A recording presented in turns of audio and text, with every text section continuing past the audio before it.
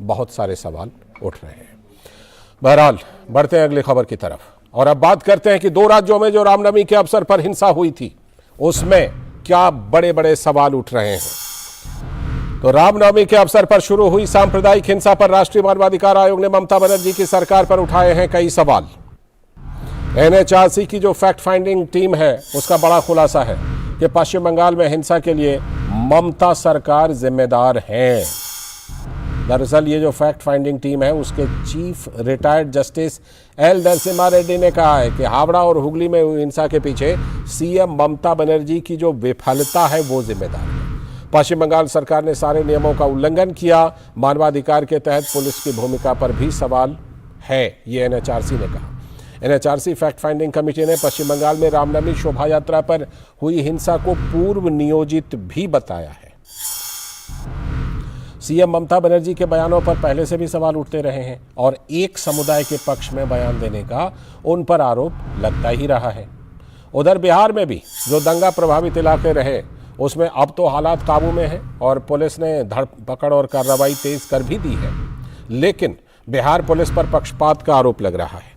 पीड़ित पक्षों की पुलिस कार्रवाई पर शिकायत है और कार्रवाई पर जो शिकायत है इसमें क्या है कि क्या इन दोनों राज्यों में पुलिस की कार्रवाई में भी हो रही है राजनीति और निष्पक्ष नहीं हो रही है कार्रवाई, ये बड़ा सवाल उठ रहा है। क्या सत्ताधारी पार्टियां अपने वोट बैंक की राजनीति के तहत कर रही हैं राज्य की पुलिस का गलत इस्तेमाल? नीरज सिंह हमारे संवाददाता जुड़ चुके हैं हमारे साथ इस खबर पर चर्चा करने के लिए। नीरज, जिस तरह से कि ये सवाल उठ रहे हैं पश्चिम बंगाल पर, बिहार पर, पश्चिम बंगाल में तो एनएचआरसी की फैक्ट फाइंडिंग कमेटी ने अपनी बताई है और बिहार में इस तरह के आरोप लग रहे हैं कि वहाँ की पुलिस जो पीड़ित हैं उन्हीं को किसी न किसी वजह से, कोई राजनीतिक दबाव हो सकता है, कुछ भी हो सकता है, उसकी वजह से उनकी भी गिरफ्तारी कर रही है, उनकी भी धरपकड़ कर रही है। तो ये आरोप लग रहे हैं।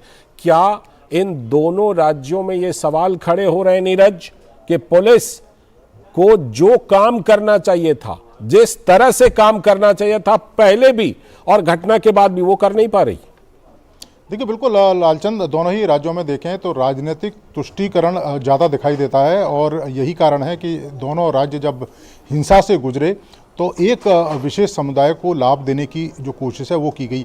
और यहाँ पर हम सिर्फ मानवाधिकार आयोग की टीम की ही बात नहीं करते हैं लालचंद। अगर आप देखें, इससे पहले कोलकाता हाई कोर्ट ने भी ये कहा था कि रामनवमी पर जो हिंसा हुई है वो हिंसा अगर पुलिस नहीं रोक पा रही है तो हनुमान जयंती पर पैरामिलिट्री फोर्स लगाई जाए और 3 पैरामिलिट्री फोर्स को लगाना पड़ा उसके लिए। तो इसमें सिर्फ एनएचआरसी की फैक्ट फाइंडिंग जो रिपोर्ट आज हमारे सामने आई है वो तो बताती है, लेकिन हाई कोर्ट भी इस मामले में टिप्पणी कर चुके हैं। और आप देखें कि जिस तरीके से हिंसा हुई, हिंसा हालांकि लालचंद अगर हम देखें तो किसी भी स्टेट में हो सकती है, लेकिन जब हिंसा होती है तो जो पुलिस प्रशासन है उसका सबसे पहला काम यही होता है कि हिंसा पर काबू पाया जाए और जो लोग हिंसा कर रहे हैं उनसे सख्त तरीके से निपटा जाए। लेकिन अगर आप यहाँ देखें पश्चिम बंगाल में जिस तरीके से हिंसा हुई है, पुलिस चुपचाप खड़ी रही। एक तरीके से पुलिस स्टेशनों के सामने जहाँ भारी मात्रा में पुलिस फोर्स मौजूद थी उसके सामने उपद्रवी लगातार हिंसा करते रहे, आग लगाते रहे, लोगों के साथ मारपीट करते रहे,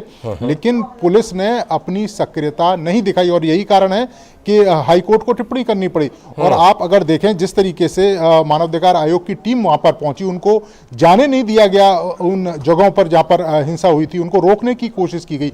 और उसके बाद जब वो किसी तरीके से वहां पहुंचे और लोगों से उन्होंने बात करी, तब ये रिपोर्ट निकलकर सामने आई है कि पुलिस प्रशासन बिल्कुल निष्क्रिय रहा है। और एक तरीके से जब ममता बनर्जी खुद स्टेट की जो मुख्यमंत्री हैं वो अगर इस तरह के बयान देती हैं कि अगर हिंसा फैलाने की कोशिश अगर हिंदू समुदाय करेंगे तो उनके खिलाफ मैं सख्त से सख्त कार्रवाई करूंगी, और इसके साथ ही वो हम और तुम करके 2 समुदायों को अगर विचार अपने व्यक्त कर रहे हैं, तो ये क्या दर्शाता है? तो सीधा सीधा इंडिकेट करता है कि जो पुलिस प्रशासन है कि उनको क्या करना है और क्या नहीं करना है। और वैसी कमोबेश स्थिति आपको बिहार में देखने को मिली। तो हम कह सकते हैं कि पुलिस तो लालचंद वही है, लेकिन जो राजनीतिक रूप से जो लोग बैठते हैं सत्ता में वो अपने हिसाब से उनको मोड़ने की कोशिश करते हैं।